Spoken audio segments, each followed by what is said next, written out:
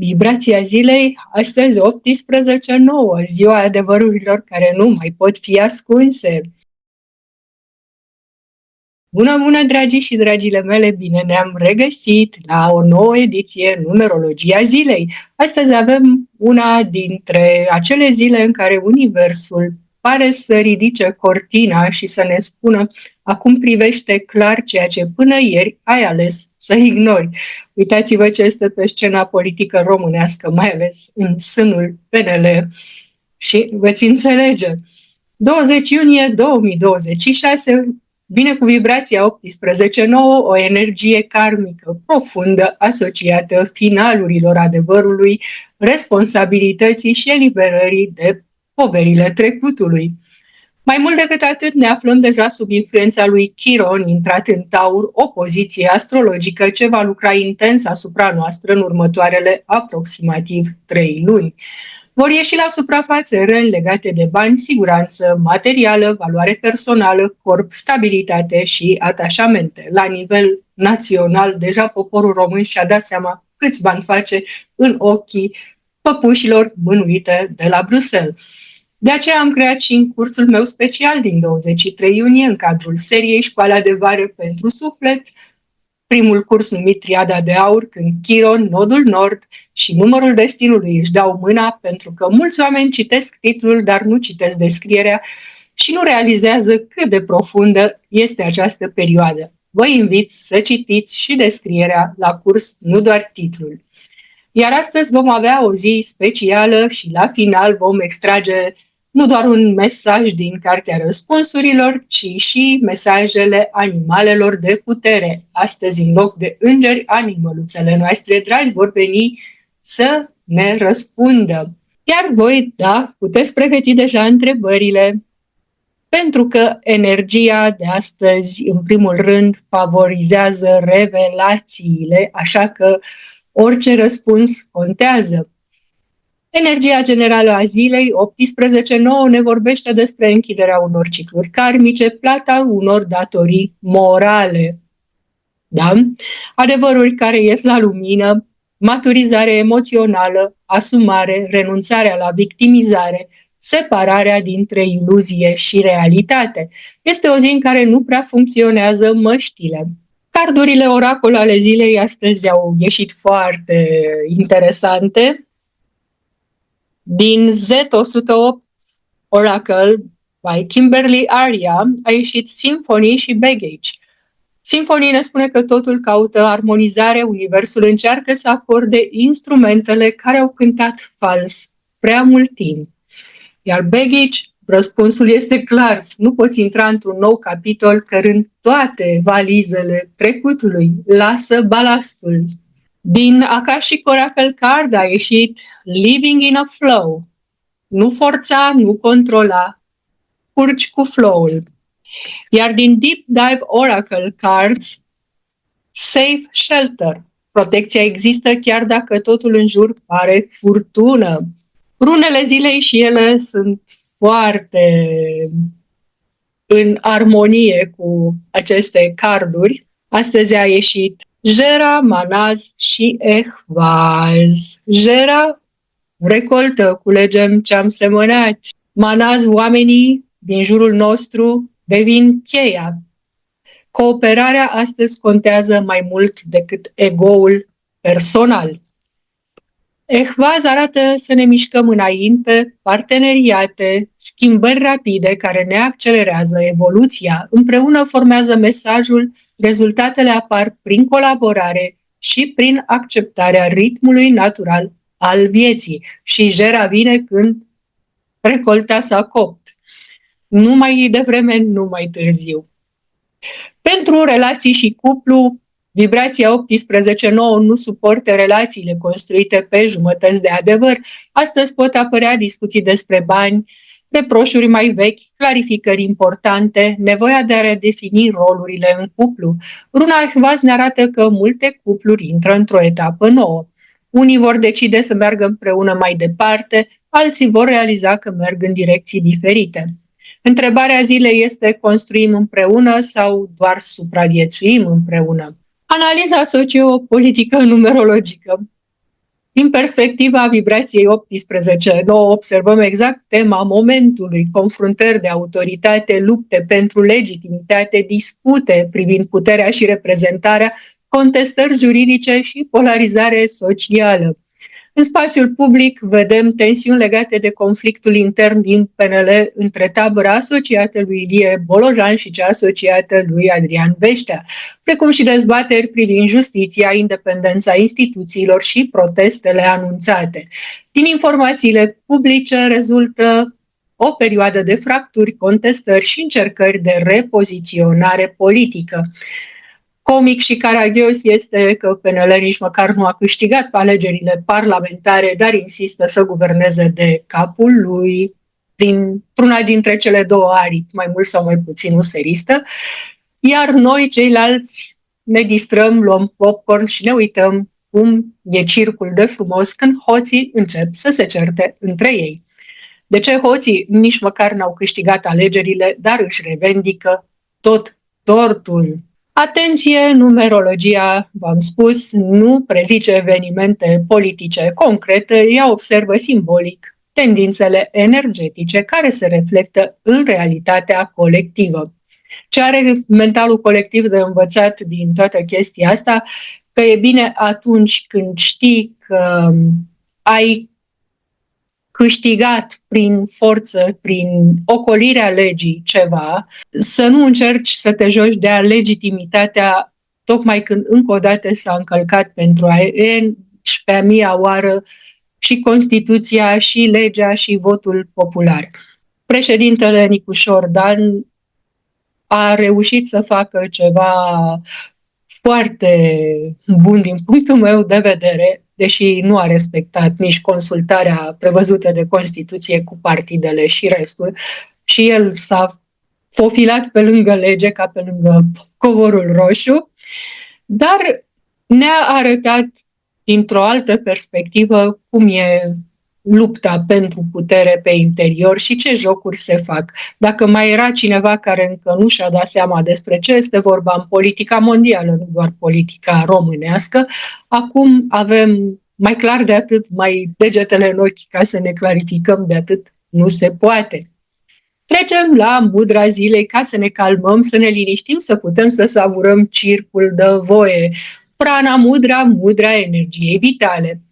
Unim vârful degetului mare cu inelarul și degetul mic, arătătorul și mijlociul rămân întinse, palmele orientate în sus. Da? Le punem palmele pe genunchi ca să stăm comod și medităm așa în această poziție 10-15 minute ca să avem mai multă vitalitate, claritate mentală, încredere în noi înșine și să reducem oboseala energetică pe care tot acest circ ne-o provoacă.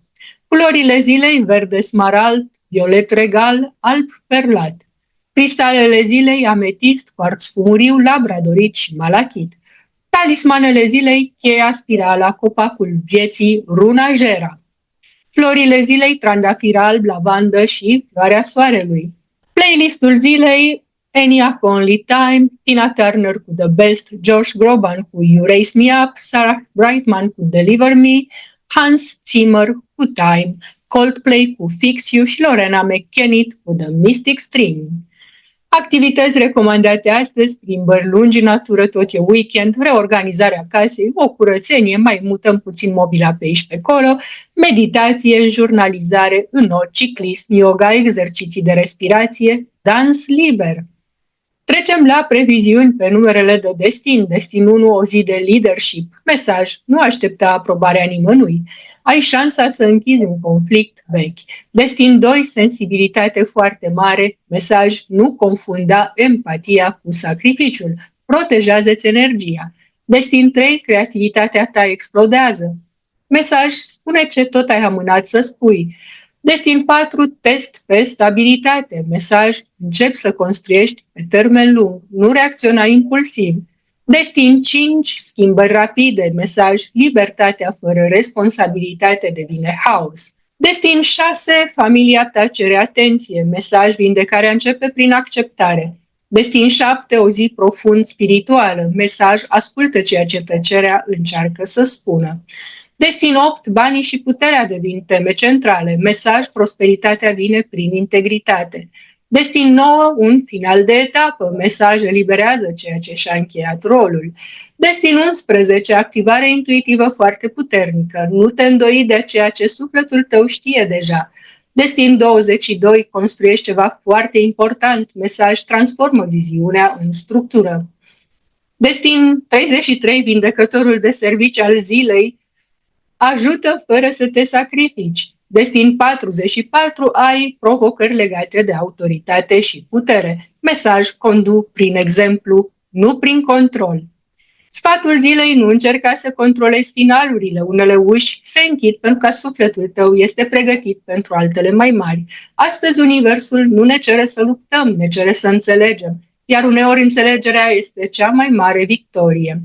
După cum sesizăm, această vibrație 18-9 pare a fi o vibrație a adevărului colectiv, iar combinația dintre rune, Jera, Manasek, Vax și cartele Symphony, Baggage, Living in Flow, Safe Shelter, ne vorbesc despre o perioadă în care oamenii sunt obligați să lase în urmă vechi poveri pentru a putea intra într-o nouă etapă de viață.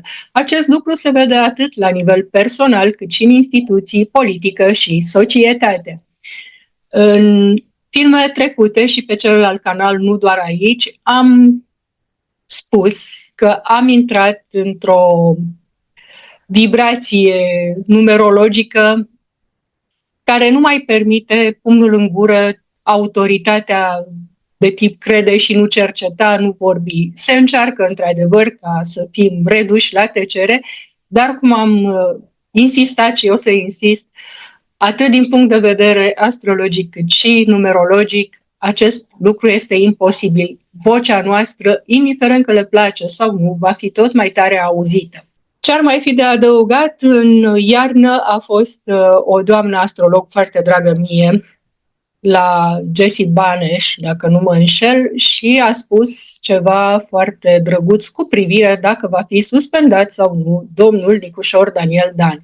Și s-a spus că în vară va fi pus să ia o decizie și în funcție de decizie, dacă va fi bună sau rea, dacă își va juca aceste cărți corect, în raport cu domnul Bolojan, era și acea întrebare, ar putea să fie el cel care rămâne și Bolojan cel care pleacă. Să vedem finalul meciului, luați popcorn. Și pentru Bolojan să nu uităm că este ca și pentru toată lumea o perioadă karmică, iar tot așa pe undeva, cred că tot în iarnă, dacă nu mai devreme, a redus la tăcere vocile feminine din PNL. Mare greșeală, domnul Bolojan, mare greșeală. Trecem acum la mesajul cărții răspunsurilor și al ghizilor zilei. Să vedem ce dorește cartea să spună pentru membrii comunității noastre frumoase. Pentru astăzi, 20 iunie 2026, cartea răspunsurilor s-a deschis la Speak Up About It. Vorbește despre asta. Deci, ce poate fi mai clar de atât? Trebuie să vorbim. Ce mesaj puternic pentru această zi, nu? În armonie cu tot ce s-a extras și s-a dezbătut mai devreme. Universul ne spune că tăcerea nu mai este soluția. Clar, dacă există ceva, te doare, te apasă, te nedreptățește sau te împiedică să mergi înainte, poate că a venit momentul să îi dai glas, așa cum e la nivel macro și la nivel micro e la fel de valabil. Poate să fie o conversație pe care o amâni de luni de zile sau poate ani, o decizie pe care o tot eviți, un adevăr pe care îl cunoști deja, dar încă nu ai curajul să-l rostești. Astăzi energia nu susține conflictul gratuit, ci exprimarea autentică. Uneori vindecarea începe exact în momentul în care îndrăznim să spunem: asta simt, asta am nevoie, asta nu mai pot accepta. Acum vom trece la cardurile Oracle Spirit of the Animals și să vedem ce ghidare, ce îndrumare au aceste cărți Oracle, da? Și animăluțele noastre, căți de casă sau mai departe de casă, sunt tot niște îngerași. A ieșit. Deci a ieșit cardul Goose Inner knowing. Gâsca, da, ai și gâsca, ga, da, deci să vorbim. Gâsca este una dintre marile călăuze ale migrației și orientării, da? You are a brave traveler, your soul know the way. Sufletul tău știe calea, ești un călător. Be confident, you will achieve your destination. Ea nu folosește hărți, corect? Loyal friends are always with you. Don't worry, you are blessed. Let yourself fly. Deci, ce poate să fie mai clar de atât? Nu folosește GPS, nu cere confirmări de la ceilalți, ea pur și simplu știe adevărul este în ea. În concluzie, mesajul ar fi: ai mai multă înțelepciune decât crezi. În ultimii ani, ultimele săptămâni, mulți dintre noi am căutat răspunsuri în exterior, la astrologi, numerologi, cărți, prieteni, familie. Dar gâsca vine astăzi și ne spune: răspunsul este deja în tine. Nu înseamnă că nu avem nevoie de ghizi, înseamnă că adevăratul ghid interior trebuie ascultat mai des. Dacă ai o decizie importantă de luat, întreabă-te: dacă nu mi-ar fi frică, aș ști deja ce am de făcut? Pentru mulți oameni răspunsul este da. Și pentru cei care participați sau doriți să vă înscrieți la cursul meu de radiestezie, da, o să vă învăț, printre altele, să măsurați și cu propriul corp. Când ai de luat o decizie, poți să măsori cu corpul dacă chiar îți este benefic să faci acel lucru sau nu. Corpul tău, tu însuți știi mai bine decât mine, decât ansa și decât pendulul ce ai de făcut. Foarte interesant mesaj. Nu uitați și de cursul de radiestezie să mă întrebați, cei care nu ați auzit încă de el. Nu l-am pus pe site pentru că este în limba română, nu în engleză, și site-ul e pe internațional.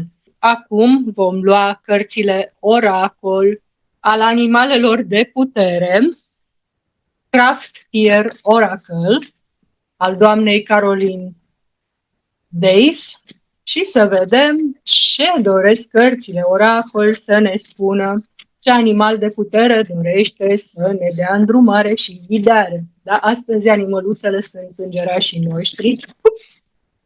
Foarte interesant cardul, da? Totul are legătură și cu apa astăzi. Meerjungfrau, nu întorc cu fața pentru că este puțin cam dezbrăcată și o să avem probleme. Deci e o sirenă. Kämpferin für das Gute, luptătoarea pentru bine, da?